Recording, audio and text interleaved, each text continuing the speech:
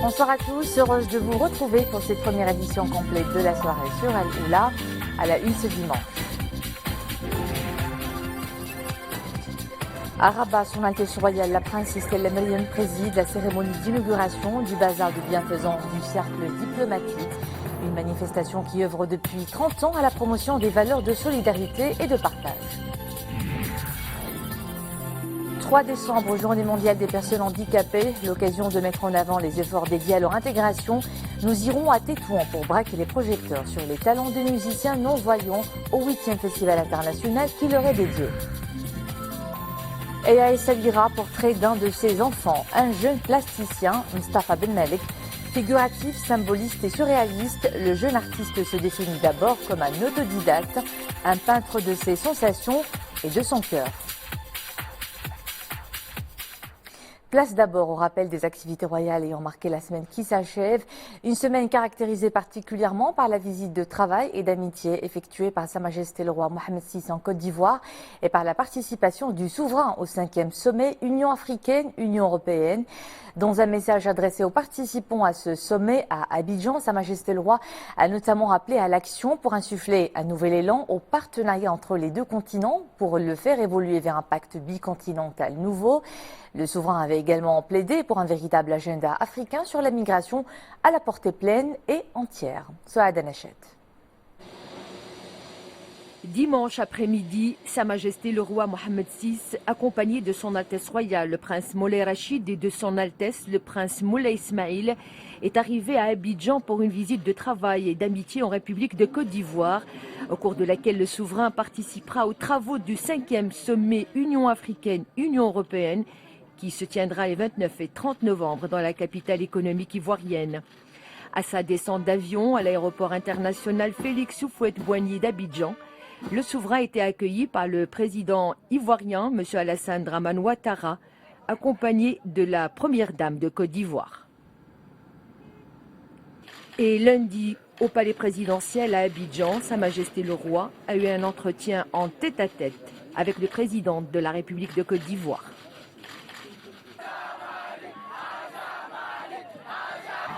Lundi, Sa Majesté le roi, accompagné de son Altesse royale, le prince Moulay Rachid et de son Altesse, le prince Moulay Ismail et le président de la République de Côte d'Ivoire, ont procédé à l'inauguration du point de débarquement de pêche Mohamed VI de Lokodjro, commune Atekoubé à Abidjan Nord, un projet qui consacre l'engagement constant du souverain en faveur d'une coopération sud-sud solide, agissante et solidaire. Ce point de débarquement, que Sa Majesté le roi a bien voulu baptiser de son nom, traduit la volonté du souverain d'améliorer les conditions de vie des citoyens africains et de lutter contre la pauvreté et la précarité, ainsi que sa ferme détermination à promouvoir la coopération et l'amitié maroco-ivoirienne pour en faire un modèle de partenariat. Véritable pôle de développement socio-économique, le nouveau point de débarquement de pêche consiste en la construction d'ouvrages de protection maritime et d'infrastructures dédiées aux pêcheurs artisans.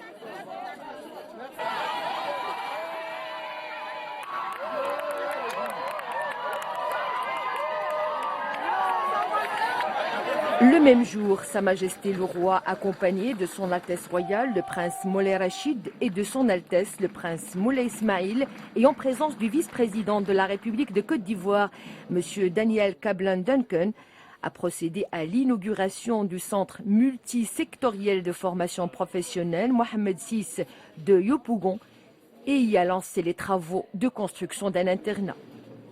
Le centre traduit l'intérêt particulier qu'accorde le souverain à la jeunesse et à la formation et la qualification de l'élément humain, pierre angulaire de tout projet de développement, ainsi que la volonté royale d'accompagner la Côte d'Ivoire sœur dans son élan de développement en renforçant l'employabilité des jeunes et en promouvant leur insertion socio-professionnelle. Ce projet, dont les travaux de construction ont été lancés par le souverain en juin 2015, ambitionne de doter le secteur du bâtiment et travaux publics ainsi que celui du tourisme, hôtellerie et restauration de ressources humaines qualifiées. C'est également l'illustration parfaite d'une coopération sud-sud réussie. Ces projets inaugurés et lancés par le souverain traduisent la volonté du Maroc d'accompagner le développement économique et social que connaît la République de Côte d'Ivoire.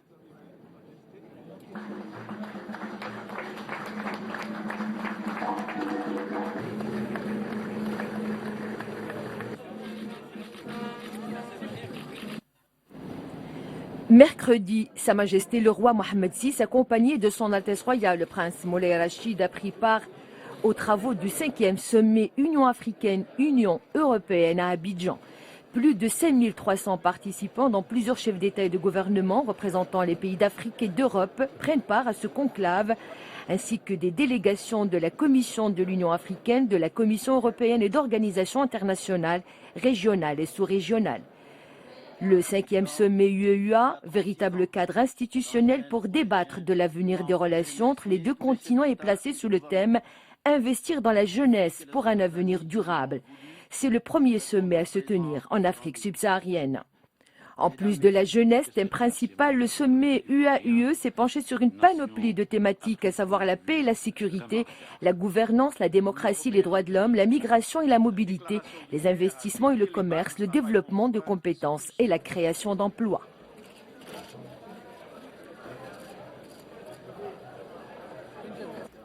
Le même jour, Sa Majesté le roi Mohammed VI a reçu à Abidjan le président de la République d'Angola. Les deux chefs d'État se sont félicités de l'ouverture d'une nouvelle ère dans les relations bilatérales. Ils ont convenu d'ouvrir de nouvelles perspectives de coopération dans l'ensemble des domaines.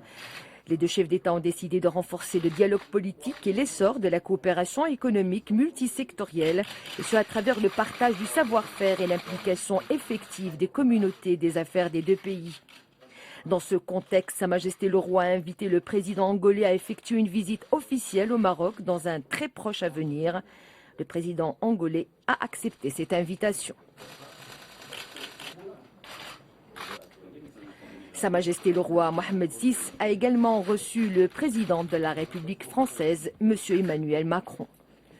Le souverain a également reçu le président de la République d'Afrique du Sud, M. Jacob Zuma. Lors de cet entretien chaleureux et empreint de franchise et de bonne entente, les deux chefs d'État ont convenu de travailler ensemble, main dans la main, pour se projeter dans un avenir prometteur, d'autant plus que le Maroc et l'Afrique du Sud constituent deux pôles importants de stabilité politique et de développement économique. Ils ont également convenu de maintenir un contact direct et de se lancer dans un partenariat économique et politique fécond afin de construire des relations fortes, pérennes et stables et dépasser ainsi l'état qui caractérisait les relations bilatérales. Le souverain et le président Zuma ont décidé que le cadre de la représentation diplomatique sera relevé par la désignation d'ambassadeurs de haut niveau à Rabat comme à Pretoria.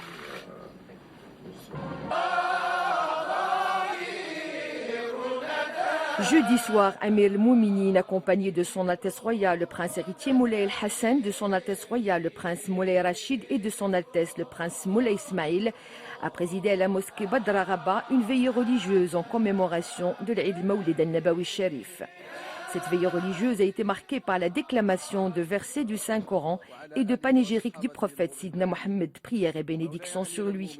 L'occasion pour le ministre des Habous et des Affaires islamiques de présenter le bilan des activités du Conseil supérieur et des conseils locaux des Ulama avant de remettre au souverain le rapport relatif à ces activités.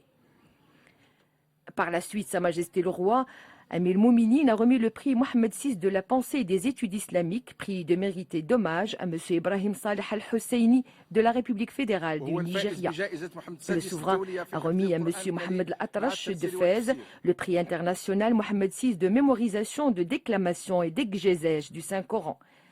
Le prix international Mohammed VI de psalmodie du Saint-Coran avec mémorisation de 5 hizb à M. Ibrahim Ramadan Sha'ban de la République unie de Tanzanie. Le prix Mohammed VI d'hommage en art calligraphique marocain à M. Mohamed Salim de Khnefra. Le prix Mohammed VI de l'art décoratif marocain sur papier, prix honorifique à Madame Latif El-Ouazzani de Meknès, et le prix Mohammed VI de l'art décoratif marocain sur papier, prix de l'excellence à Monsieur Saïd Ouhdou de Taroudant. Sa Majesté le roi a également remis le prix Mohammed VI de graphisme arabe, prix honorifique à M. Abdullah al-Hariri de Casablanca, et le prix Mohammed VI de graphisme arabe, prix de l'excellence à M. Mohamed el-Muntasir d'Essaouira. Le souverain a été également salué par M. Ahmed Aboubakr al-Rifa'i, conseiller particulier du président de la République fédérale du Nigeria, Adamou Adamou, ministre nigérian de l'Éducation, Kassim Shettima, gouverneur de l'État fédéré de Borno, Nigeria.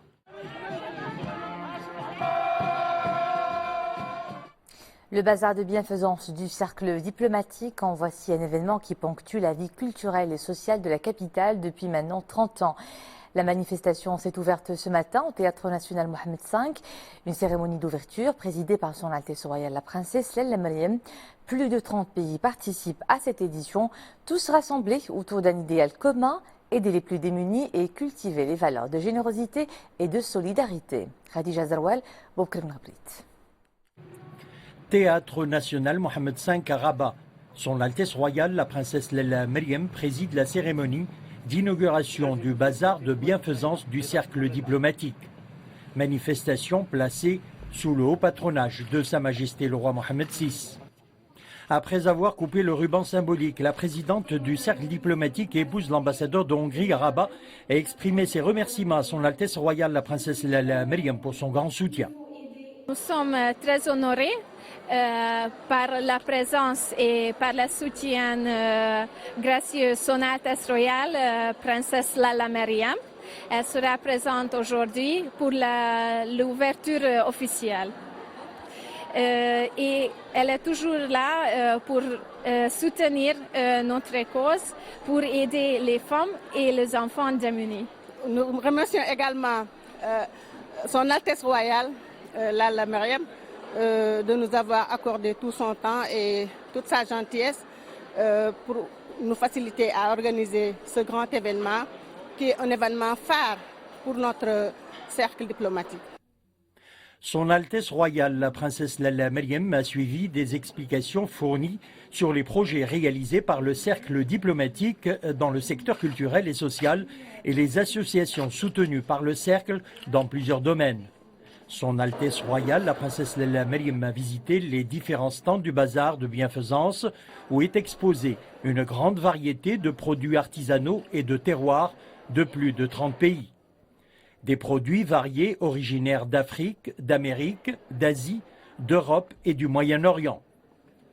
L'édition 2017 connaît, à l'instar des précédentes, la participation d'associations marocaines de femmes qui exposent à la vente des produits artisanaux. Le bazar est l'activité phare du cercle diplomatique dont les membres se rassemblent autour d'un idéal commun, aider les plus vulnérables et les plus démunis, tout en cultivant les valeurs de fraternité, de solidarité et de générosité. Ce qui importe le plus, c'est que le bazar se présente comme un projet de bienfaisance. Nous remercions le Royaume pour son appui à cette initiative. Et on espère par ce bazar, on peut apporter notre soutien aux projets sociaux du Maroc. Et je trouve que c'est très important parce que c'est une bonne... C'est une façon de mobiliser beaucoup de l'argent pour le travail social. Le cercle diplomatique organise donc des activités socioculturelles, notamment le bazar de bienfaisance. Il vise le soutien des projets à caractère social. Nous avons créé ce cercle diplomatique de bienfaisance pour renforcer le rôle des épouses des ambassadeurs. C'est une façon de faire rayonner l'image du Maroc à l'international sur les plans culturels et sociaux.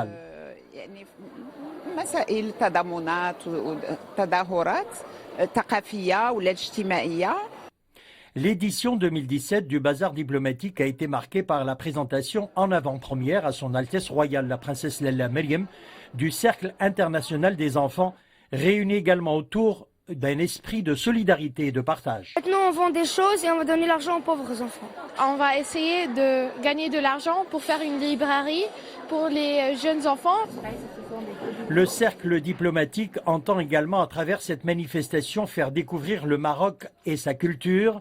Le cercle diplomatique de Rabat, créé depuis 30 ans, est une association de bienfaisance regroupant les épouses des chefs de mission diplomatique et les représentants d'organisations internationales accréditées au Maroc.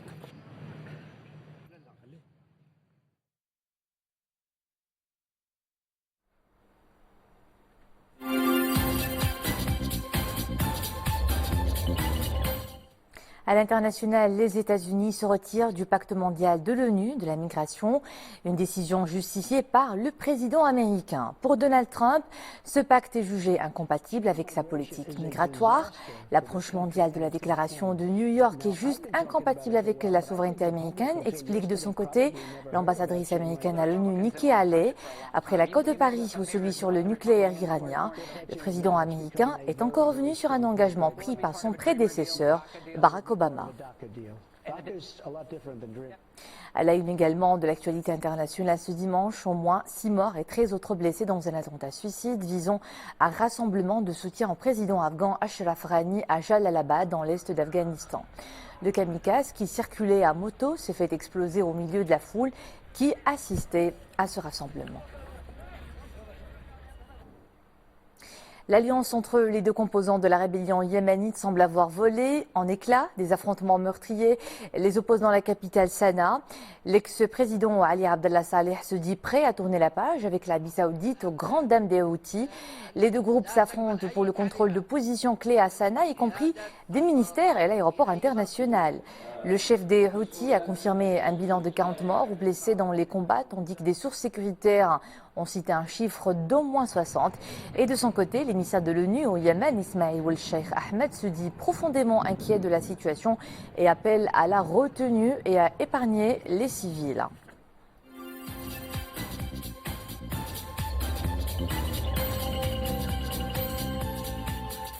Retour au fait de l'actualité nationale et cet accident survenu ce matin sur l'autoroute près de Sidi Allah al-Bahraoui. 2 personnes ont été tuées et 5 autres ont été blessées, dont 2 grièvement. Selon les autorités locales, l'accident est survenu suite à une collision entre un grand taxi et un autre véhicule, ce qui a provoqué le décès de 2 passagers du grand taxi. La communauté internationale célèbre aujourd'hui la journée mondiale des personnes handicapées sous le signe d'une société durable et résiliente pour tous. Chez nous, partout, les manifestations se multiplient pour mettre en avant le potentiel des personnes à besoins spécifiques. À Tétouan, par exemple, la 8e édition du Festival international des musiciens non-voyants s'est ouverte hier avec un vibrant hommage rendu au talentueux musicien Abdel Fattah Douk. Fena Shakil Alaoui et Zakaria Moukhine Billah.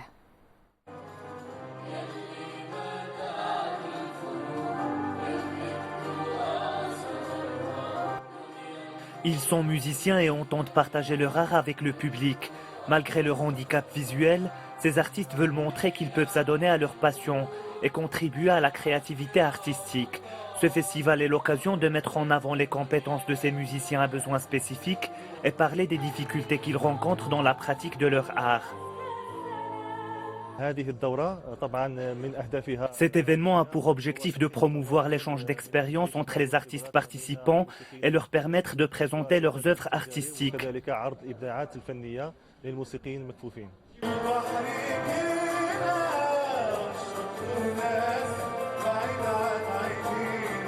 Un hommage est rendu au musicien Abdel Fattah Douk.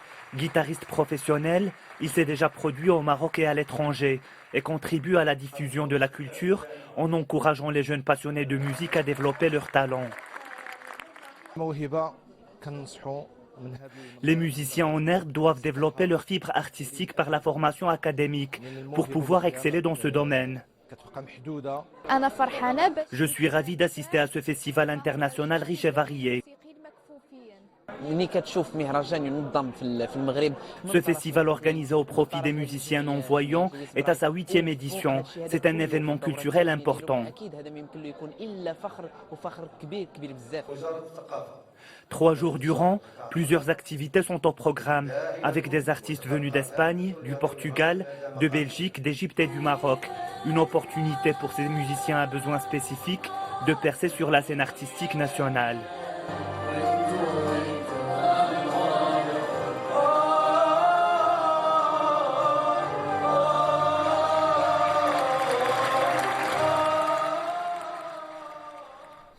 cap sur Essaouira pour parler d'un natif de la ville, Mustapha Benmelek, artiste autodidacte et grand passionné. Lancé par ses propres inspirations, il se met à peindre depuis l'âge de 12 ans, figuratif, symboliste et surréaliste par excellence. Mustapha Benmelek est d'abord un peintre de ses sensations et de son cœur. L'œuvre du jeune plasticien éclate une merveilleuse diversité, ancrée dans sa société, de l'enfance à la femme, en passant par les traditions. Adrani Tarabi et Dominique Orlando. Il aime passer du temps dans son atelier car c'est ici au contact de la gouache et des pinceaux qu'il a le sentiment d'être le plus à l'aise et peut-être se sent-il même le plus utile, sachant qu'il est plutôt adepte des grands formats, ce qui lui demande toujours plus de disponibilité pour combler les espaces d'un toujours plein de formes et de couleurs. Tout comme la nature, il a donc horreur du vide. Mustapha Benmelek est par ailleurs un artiste qui peut s'accommoder de toutes formes de matériaux les plus divers.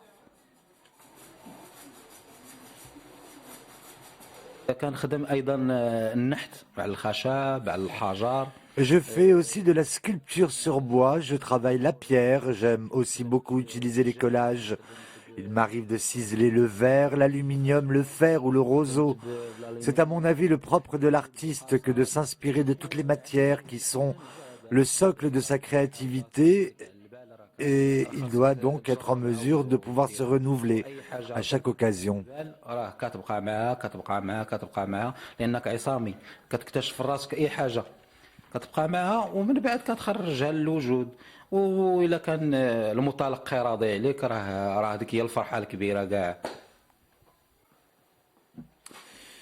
De la couleur, il peut également s'emparer du noir et blanc, qu'il aime travailler à l'encre de Chine.